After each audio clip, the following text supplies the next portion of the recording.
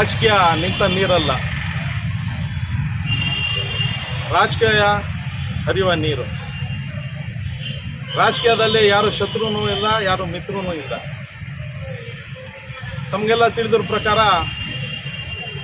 ನಮಗೇನು ಈ ನಗರಸಭೆ ಅಧ್ಯಕ್ಷ ಸ್ಥಾನ ತಪ್ಪುವಂಥದ್ದು ಹೊಸದೇನಲ್ಲ. ಇದೆಲ್ಲ ನಮ್ಗೆ ಹಳೇದಿವಲ್ಲ. ಮೊದಲು ನಮ್ಮ ತಾತನಾರಾದ ಅಬ್ದುಲ್ ಜಬ್ಬಾರ್ ಸಾಬ್ ಅವ್ರಿಗೆ ಇದೇ ಅಧ್ಯಕ್ಷ ಸ್ಥಾನ ಕೈ ತಪ್ಪಿತ್ತು. ಮತ್ತು ನಮ್ಮ ತಂದೆ ಅಬ್ದುಲ್ ಜಲೀಲ್ ಸಾಬ್ ಅವರು ಅಧ್ಯಕ್ಷರಾಗುವ ಸಂದರ್ಭದಲ್ಲಿ ಇದೇ ನಮ್ಮ ಚೌರೆಡ್ಡಿಯವರ ಎಕ್ಸ್ ಗೃಹ ಮಂತ್ರಿಗಳು ಅವರ ಕಾಲದಲ್ಲಿ ಅವ್ರಿಗೂ ಅಧ್ಯಕ್ಷ ಸ್ಥಾನ ಕೈ ತಪ್ಪಿತ್ತು. ಆವಾಗ ಸೀನಾ ಮತ್ತು ತಿಪ್ಪಣ್ಣ ಅಂತ ಇಬ್ಬರು ಕೈ ಕೊಟ್ಟರು. ನಮ್ಮ ಹಿರಿಯರಿಗಾಗಿದೆ, ಇನ್ನು ಕಿರಿಯರೆಲ್ಲ ಆಗೋದರಲ್ಲಿ ಏನು ಆಶ್ಚರ್ಯ ಪಡುವಂಥದ್ದೇನಿಲ್ಲ. ಆದರೆ ಎಲ್ಲೋ ಒಂದು ಕಡೆ ಈ ಅಧ್ಯಕ್ಷ ಸ್ಥಾನಗಳು ಪಡಿಬೇಕಾದ್ರೆ ಲಾಬಿಗಳು ಮಾಡಬೇಕು, ಟವಾಲ್ ಹಾಕಬೇಕು, ಅಥವಾ ಬಕೆಟ್ಗಳನ್ನು ಹಿಡಿಬೇಕು, ಇವೆಲ್ಲ ಇರ್ತದೆ ಅನ್ಸತ್ತೆ. ನಾವು ಯಾವುದೇ ಕಾರಣಕ್ಕೆ ಲಾಬಿಗಳು ಮಾಡೋವನಲ್ಲ, ಟವಾಲು ಹಾಕೋವನಲ್ಲ, ಬಕೆಟ್ ಹಿಡಿಯೋನು ಅಲ್ಲ. ಏನಿದ್ರೇನು ನೇರ ದಿಟ್ಟ ನಿರಾಧಾರ ಅಷ್ಟೇ.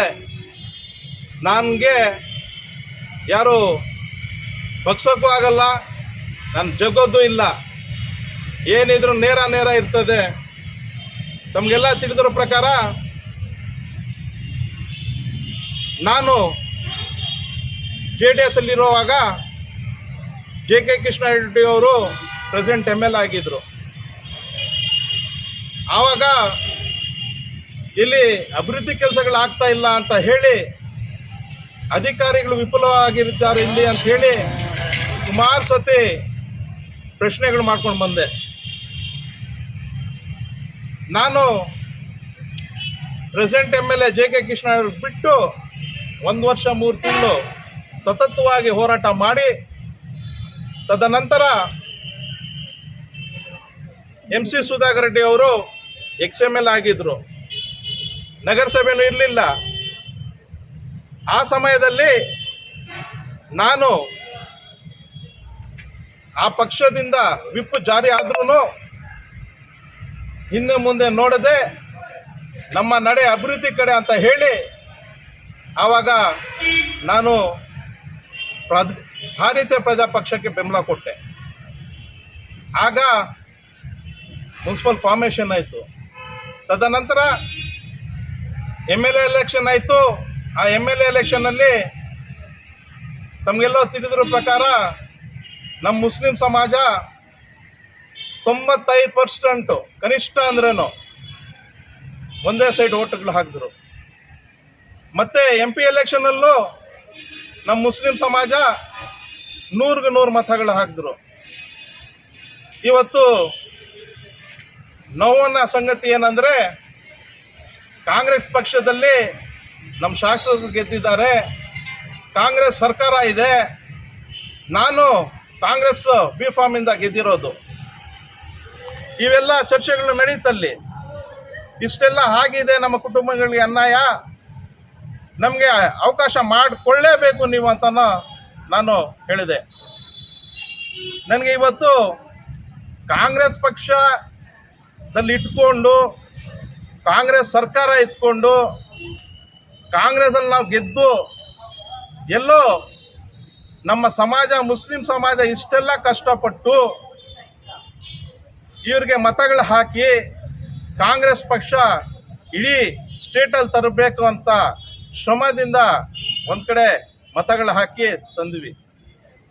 ಇವತ್ತು ನನಗೆ 100ಕ್ಕೆ 100 ಸಿಗಬೇಕಾಗಿತ್ತು. ಅಧ್ಯಕ್ಷ ಸ್ಥಾನ. ಆದರೆ ನನಗೆ ಬಹಳ ನೋವಾಗ್ತಾ ಇದೆ, ಕೈ ತಪ್ಪಿದೆ. ಅದೇನು ಗೊತ್ತಾಗಿಲ್ಲ. ಏನಿದ್ರೇನು ಹೈಕಮಾಂಡ್ ಅಂತ ಹೇಳಿದ್ದೆ ಮೊನ್ನೆ, ಅವ್ರು ಬಿಟ್ಟಿರೋದು. ಆದರೆ ಈ ಒಂದು ಸಮಾಜಕ್ಕೆ ಇಡೀ ಕೌನ್ಸಿಲಲ್ಲಿ ನಾನು ಒಬ್ಬ ಮುಸ್ಲಿಂ ಅಭ್ಯರ್ಥಿ ಇರೋದು, ನಾನು ಕಾಂಗ್ರೆಸ್ಸಿನ ಗೆದ್ದಿರೋದು. ನಮಗೆ ಅನ್ಯಾಯ ಆಗಿದೆ ಅಂತ ನಾನು ಹೇಳೋಕ್ಕೆ ಇಷ್ಟಪಡ್ತೇನೆ. ನಾನು ಸಾರ್ವಜನಿಕನ ಜೀವನದಲ್ಲಿ ಬೆಳೆದಿರೋವನು.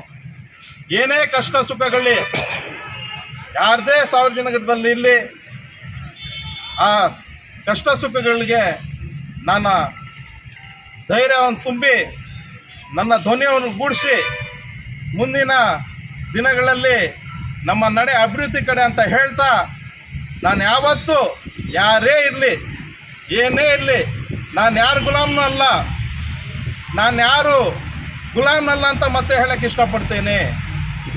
ಏನಿದ್ರು ನೇರ ಅಷ್ಟೇ ನಮ್ಮದು. ನಾನು ಜಗ್ಗೋದಿಲ್ಲ, ಬಗ್ಗೋದಿಲ್ಲ. ಏನಾದ್ರೂ ರಾಜಕೀಯದಲ್ಲಿ ಭಾಳಷ್ಟು ನೋಡಿದ್ದೀನಿ, ಆದರೆ ಒಂದು ನೋವಿನ ಸಂಗತಿ ಏನಂದರೆ, ಇವತ್ತು ನಮ್ಮ ಸಮಾಜ ಏನು ಮುಸ್ಲಿಂ ಸಮಾಜ ಇತ್ತು, ಅದಕ್ಕೆ ಅನ್ಯಾಯ ಆಗಿದೆ ನಮ್ಮ ಚಿಂತಾಮಣಿಯಲ್ಲಿ ಅಂತ ಹೇಳಕ್ಕೆ ಇಷ್ಟಪಡ್ತೇನೆ. ಮತ್ತು ಕಾಂಗ್ರೆಸ್ ಪಕ್ಷಕ್ಕೂ ಅನ್ಯಾಯ ಆಗಿದೆ. ಯಾಕಂದರೆ ಇಷ್ಟೆಲ್ಲ ನೋವುಗಳಿದೆ ನಮ್ಮಲ್ಲಿ. ಮಾಡಬೇಕಾಗಿತ್ತು, ಇವರು ಮಾಡಿಲ್ಲ. ಏನು ಕಾರಣಗಳು ಅಂತೂ ಗೊತ್ತಿಲ್ಲ. ದಯವಿಟ್ಟು ಮುಂದಿನ ದಿನಗಳಲ್ಲಿ ಆದಷ್ಟು ಎಲ್ಲರೂ ಸೇರಿ ಜನರ ಕಷ್ಟ ಸುಖಗಳು ಏನಿದೆ ಇವತ್ತು ನಗರಸಭೆಯಲ್ಲಿ ಎಲ್ಲರೂ ಒಂದಾಗಿ ಸ್ಪಂದಿಸಿ ಕೆಲಸ ಕಾರ್ಯಗಳು ಮಾಡಿಕೊಡ್ಬೇಕಂತ ಎಲ್ಲರ ಹತ್ರ ವಿನಂತಿ ಮಾಡ್ಕೊಳ್ತೇನೆ. ಇವೆಲ್ಲ ಮಾತುಗಳು ನಮ್ಮ ಶಾಸಕರು MC ಸುಧಾಕರ್ ರೆಡ್ಡಿ ಮುಂದೆ ನಡೆದಿರುವಂಥ ಚರ್ಚೆ. ಅದರಲ್ಲಿ ಏನೂ ಇಲ್ಲ, ಏನು ಬದಲಾವಣೆಯನ್ನು ನಾನು ಹೇಳ್ತಾ ಇಲ್ಲ. ನನಗಂತೂ ನಮ್ಮ ಸಮಾಜ ಮುಸ್ಲಿಂ ಸಮಾಜಕ್ಕೆ ಅನ್ಯಾಯ ಆಗಿದೆ, ನನಗೂ ಅನ್ಯಾಯ ಆಗಿದೆ. ಜೈ ಹಿಂದ್, ಜೈ ಕರ್ನಾಟಕ, ಜೈ ಹಿಂದ್.